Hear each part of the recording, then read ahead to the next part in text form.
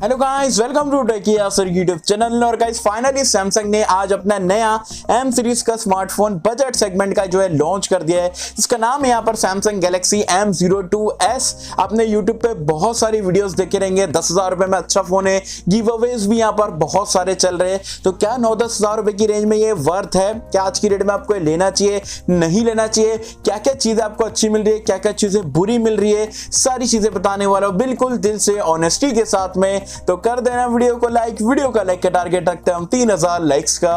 I hope कि आप कर दोगे। सो गाइस चलिए वीडियो स्टार्ट करते हैं।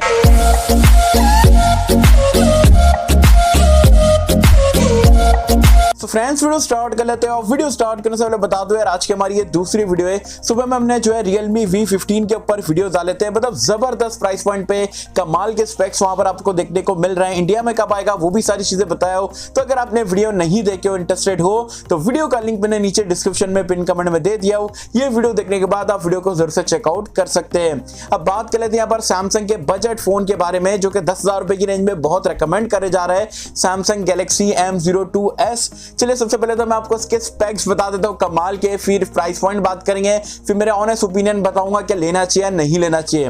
बिल और डिजाइन से हम स्टार्ट करते हैं। तो यहाँ पर आप देखोगे बैक में जो है आपको मैट टाइप का फिनिश देखने को मिलता है। डिजाइन देखोगे ठीक ठाक सा देखने को मिल रहा है। तो बैक के पूरा का पूरा आपको प्लास्टिक का देखने को मिलता है। डिस्प्ले की अगर हम बात करें तो यहाँ पर आपको 6.5 इंच का एक वाटर ड्रॉप नॉच वाला डिस्प्ले देखने को मिलता है। HD+ रेजोल्यूशन का डिस्प्ले और एक आप बोल सकते हो TFT पैनल है। जी हाँ, IPS भी नहीं है, नहीं है एमोलेड है, TFT पैनल यहाँ पर जो है सैमसंग आपको प्रोवाइड करा रहा है 10,000 रुपए की रेंज में। रैम रोम की अगर हम बात करें तो इंडिया में दो वेरिएंट में देखने को मिलता है, 332, 464। और अगर हम स्टोरेज टाइप की बात करें तो EMC की स्टोरेज टाइप आपको देखने को मिलती है। और रैम टाइप की बात करें तो LPDDR3 का रैम आपको देखने को मिल रहा है, जो कि बहुत सारे लोग छुपा रहे हैं। साथ ही में अगर हम बात करें यहाँ पर स्मार्टफोन के परफॉर्मेंस के बारे में, तो यहाँ पर आपको स्नैपड्रैगन का 450 वाला चिपसेट देखने को मिलता है, जो कि 14nm टेक्नोलॉजी पे बेस्ड है। इसके ऊपर आगे चल के मैं बात करूंगा।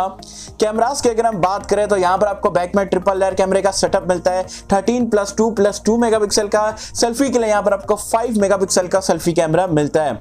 एंड्रॉइड वर्जन और UI की अगर हम बात करें तो आउट ऑफ द बॉक्स आपको एंड्रॉइड 10 मिल जाता है। One UI पे यहाँ पर जो लाइटर वर्जन है उस पर यहाँ पर ये रन करता है। सेंसर्स की अगर हम बात करें, 10,000 रुपए के फोन में सैमसंग ने आपको फिंगरप्रिंट स्कैनर नहीं दिया है। जी हाँ, सीरियसली बता रहा हूं, नहीं है फिंगरप्रिंट स्कैनर, सिर्फ फेस अनलॉक देखने को मिलता है। और सेंसर भी आपको गिने चुने मिलते हैं, जायरोस्कोप भी यहाँ पर ये स्मार्टफोन पे नहीं मिलता है, जो कि काफी बेकार बात है।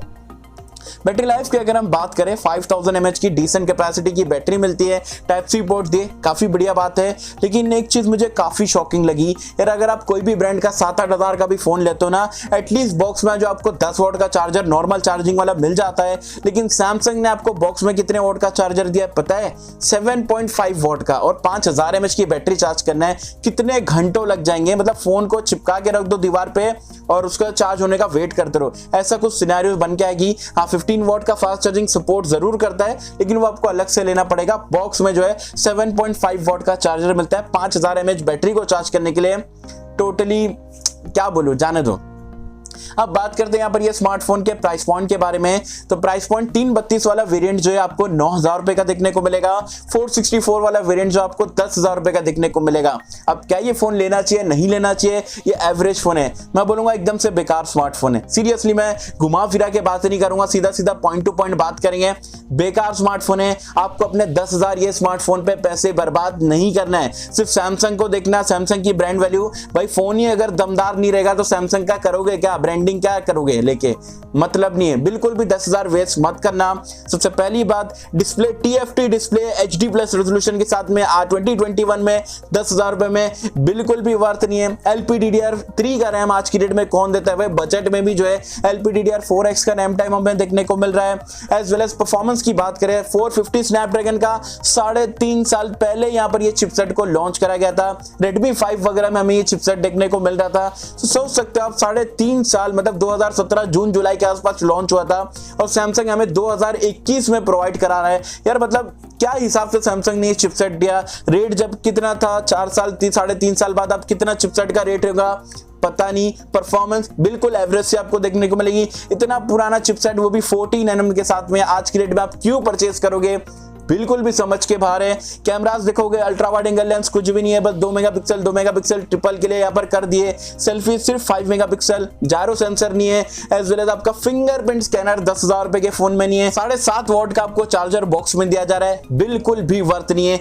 एक भी ऐसी चीज यहाँ पर ये स्मार्टफोन में नहीं है कि मैं बोलूंगा हाँ चलो ये चाहिए तो आप ये स्मार्टफोन को ले सकते हो, बिल्कुल भी मतलब वर्थ नहीं है, बेकार स्मार्टफोन है। अपने 10,000 रुपए पैसे बर्बाद मत करना ये गिव अवेज के चक्कर में, या आप बोल सकते हो बाकी के जो लोग बता रहे ना 9-10 हजार रुपए में सैमसंग की ब्रांड वैल्यू, भाई 10,000 रुपए में आपको इससे काफी बढ़िया स्मार्टफोन मिल जाएंगे।